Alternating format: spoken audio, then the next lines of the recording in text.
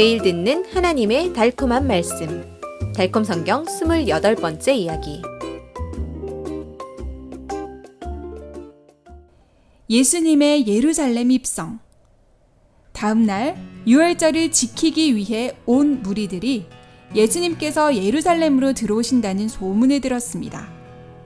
예수님께서 올리브산 근처에 벳바게와 베다니에 가까이 오셨을 때 제자 2사람을 보내시며 말씀하셨습니다.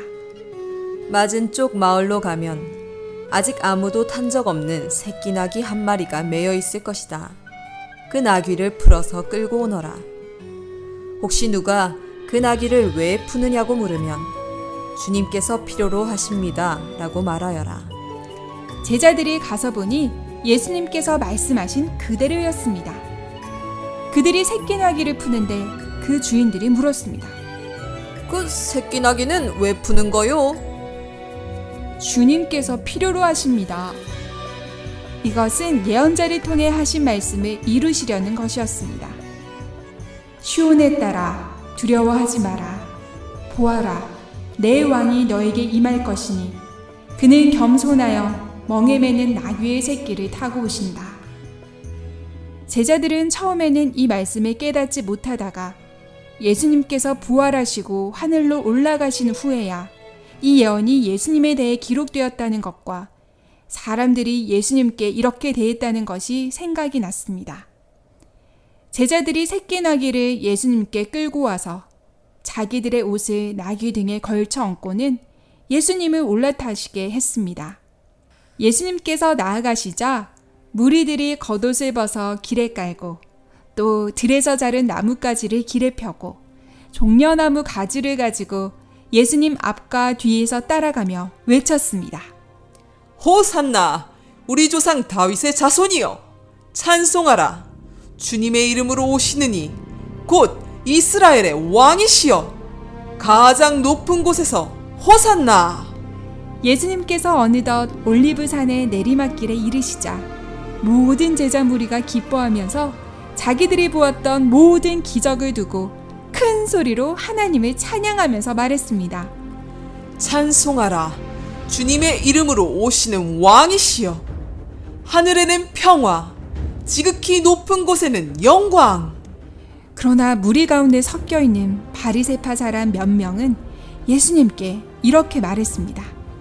선생님의 제자들을 꾸짖으십시오. 그러나 예수님께서 대답하셨습니다. 너희에게 말한다. 이 사람들이 조용하면 돌들이 소리 지를 것이다. 예수님께서 예루살렘 가까이에 오셨을 때 도성을 보시고 우셨습니다. 오늘이라도 영원한 평화로 가는 길을 알았다면 좋았을 것을. 지금 너에게는 그것이 숨겨져 있구나. 너의 원수들이 성을 쌓고 너를 애워싸고 너를 사방에서 포위하여 너와 내 자녀들을 짓밟고 돌 하나도 남겨두지 않을 때가 올 것이다. 하나님께서 내게 찾아오신 때를 네가 깨닫지 못했기 때문이다. 예루살렘아, 예루살렘아, 예언자들을 죽이고 내게 파송된 사람들을 돌로 치는구나. 암탉이 제 새끼를 날개 아래에 품듯이 내가 몇 번이나 너의 자녀를 모아 품으려 하였더냐. 그러나 너희는 그것을 거절했다. 보아라, 이제 너희 집은 버림받을 것이다. 이제 너희가 찬송하라, 주님의 이름으로 오시는 자여 라고 할 때까지 너희는 다시는 나를 보지 못할 것이다. 예수님께서 예루살렘에 들어가셨을 때 온 도시가 들떠서 물었습니다. 이 사람이 누구입니까? 사람들은 그가 갈릴리 나사렛에서 나신 예언자 예수라고 말했습니다. 또 예수님께서 무덤에서 나사로를 불러내어 살리실 때 함께 있던 사람들이 그 일을 증언했습니다. 이렇게 무리가 예수님을 맞으러 나온 것은 예수님께서 이런 표징을 행하셨다는 말을 들었기 때문입니다. 바리새인들은 이 모든 것을 보고 서로 말했습니다. 이제 다 틀렸소. 보시오, 온 세상이 그를 따르고 있어. 열매가 없는 무화과 나무. 예수님께서 예루살렘 성전에 들어가셔서 모든 것을 둘러보신 뒤에 날이 저물어 12제자와 함께 베다니로 나가셨습니다. 이튿날 새벽에 베다니를 떠날 때 예수님께서 배가 고프셔서 멀리서 잎이 무성한 무화과 나무를 보시고 열매가 있을까 하여 가까이 가셨으나 잎사귀밖에 없는 것을 보셨습니다. 그때는 좋은 무화과가 열릴 때가 아니었기 때문입니다. 그러자 예수님께서 그 나무에게 말씀하셨습니다. 너는 이제부터 영원히 열매를 맺지 못할 것이다. 그리고 예수님께서는 예루살렘 성전에 들어가셔서 성전 뜰에서 장사하는 사람들을 내쫓으시면서 돈을 바꾸어주는 사람들의 상과 비둘기를 파는 사람들의 의자를 둘러엎으시고 성전 뜰을 가로질러 물건을 나르지 못하게 하셨습니다. 성경에 기록된 대로 내 집은 만민이 기도하는 집이라고 불린다고 하지 않았느냐? 그런데 너희는 이곳을 강도들의 소굴로 만들어버렸다. 눈먼 자와 다리를 저는 자들이 성전에서 예수님께 나오자 예수님께서 그들을 고쳐주셨습니다.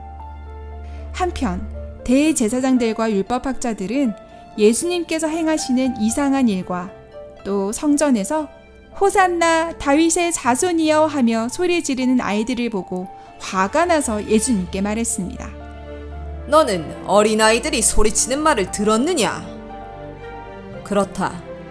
하나님께서는 어린아이와 젖먹이들의 입에서 나오는 찬양을 온전하게 하셨다는 말을 성경에서 읽어본 적이 없느냐? 예수님께서는 매일 성전에서 가르치셨고 대제사장들과 율법학자들은 예수님을 죽일 방도를 의논했습니다. 모든 사람들이 예수님의 가르침을 놀랍게 여기자 예수님을 두려워했기 때문입니다. 그러나 그들은 백성들이 예수님의 가르침을 귀 기울여 들었기 때문에 예수님을 죽일 방법을 찾지 못했습니다. 유월절에 예배하러 온 사람들 가운데 그리스 사람이 몇 명 있었는데 그들이 갈릴리 베세다 출신인 빌립에게 가서 부탁했습니다. 선생님, 우리가 예수님을 뵙고 싶습니다. 빌립은 안드레에게 말했고 안드레와 빌립은 예수님께 그 말을 전했습니다. 인자가 영광을 받을 때가 왔다. 내가 진정으로 너희에게 말한다. 밀알 하나가 땅에 떨어져서 죽지 않으면 한 알 그대로 있고 죽으면 열매를 많이 맺는다. 자기의 목숨을 사랑하는 사람은 잃을 것이요. 이 세상에서 자기의 목숨을 미워하는 사람은 영원히 그 목숨을 보존할 것이다. 나를 섬기려고 하는 사람은 나를 따라오너라. 내가 있는 곳에는 나를 섬기는 사람도 함께 있을 것이다. 누구든지 나를 섬기면 내 아버지께서 높여주실 것이다. 지금 내 마음이 괴로운데 무슨 말을 해야 할까? 아버지, 이 시간을 벗어나게 하여 주십시오 하고 말할까? 아니다. 나는 바로 이 일 때문에 이때에 왔다. 아버지, 아버지의 이름을 영광스럽게 드러내십시오. 그때 하늘에서 소리가 들려왔습니다. 내가 이미 영광되게 하였고 앞으로도 영광되게 하겠다. 거기에 서서 듣고 있던 무리 중 몇 명은 천둥이 울렸다고 하고 또 몇몇은 천사가 그에게 말했다고 했습니다. 예수님께서 대답하셨습니다. 이 소리는 내가 아니라 여러분을 위해서 난 것입니다. 이제 이 세상이 심판을 받습니다. 이제는 이 세상의 지배자인 사탄이 쫓겨날 것입니다. 내가 땅에서 들려 올라갈 때 모든 사람을 내게로 이끌 것입니다. 이것은 예수님께서 자기가 어떻게 죽을 것인지 보이시려고 하신 말씀이었습니다.